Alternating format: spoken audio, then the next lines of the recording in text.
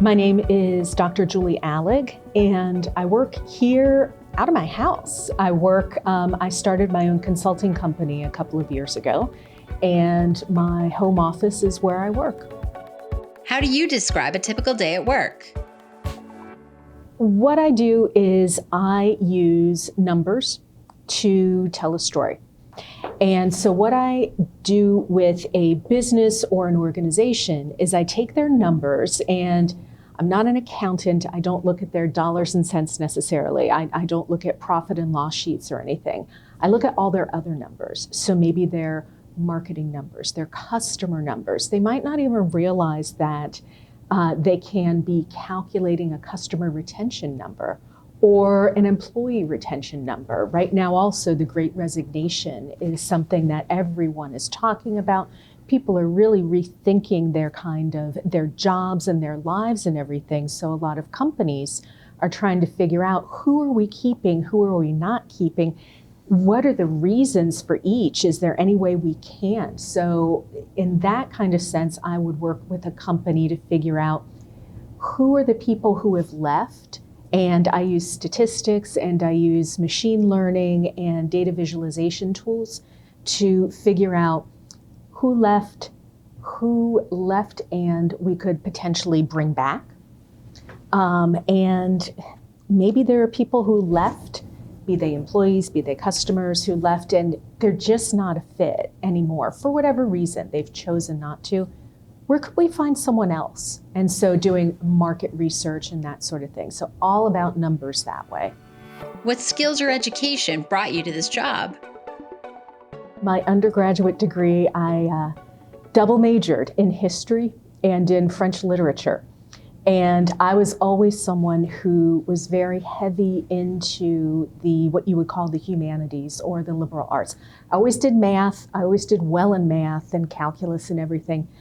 But it wasn't until I went to graduate school that I realized that in order to be able to study what I wanted to study and answer the questions that I had, and at that point it was about, I'm dating myself here, it was about democratization in Eastern Europe, right? So it was after the fall of the Berlin Wall and that period in the early 90s. And I realized that being able to, read Tolstoy in the original Russian was not going to be able to help me answer what was going on and answer questions to make a difference. So I realized that I needed to get some numbers training. So, and what that meant for my doctoral degree was getting some pretty serious statistics, survey research, survey methodology, those kinds of, that kind of quantitative analytics training. Why did you bring your business to Manchester?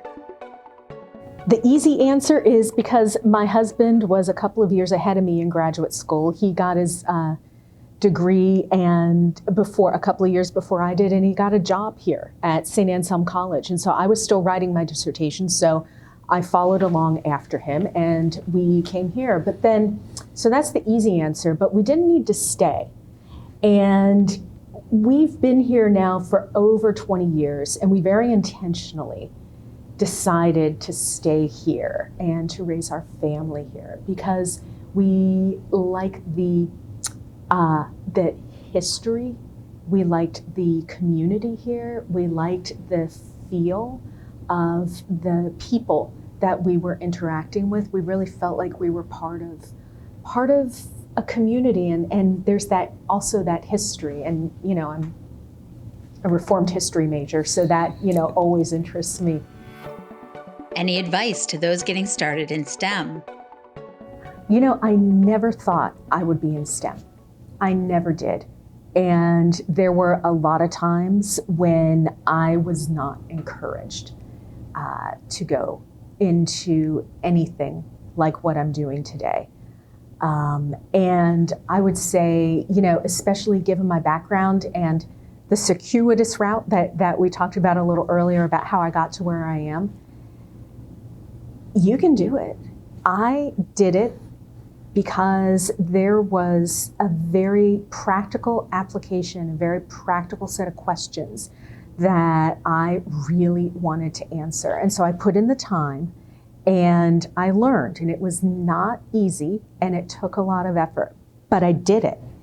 And just because on your first try you don't get something like math or like chemistry or something like that, anything within the STEM fields, don't think that you can't.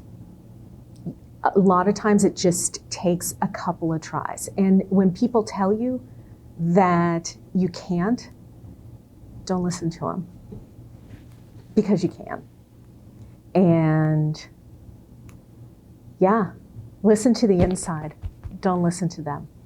And yeah, and I'm really proud that I'm able to do the kind of work I'm doing with the businesses and the organizations I am, because, you know, I might not be opening a Milliard Museum or like Dean Kamen, able to, you know, who's kind of a superstar here, right, for, you know, doing business development and all kinds of great stuff. But, you know, the organizations and the smaller businesses even that I work with, they a lot of times don't have any idea what to look at in their numbers, and they don't realize how to fix things and how to move on or how to get over a challenge or something.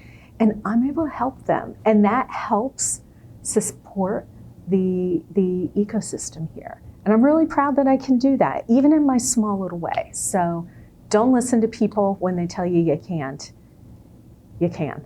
And yeah, it's a really good place to be able to nurture.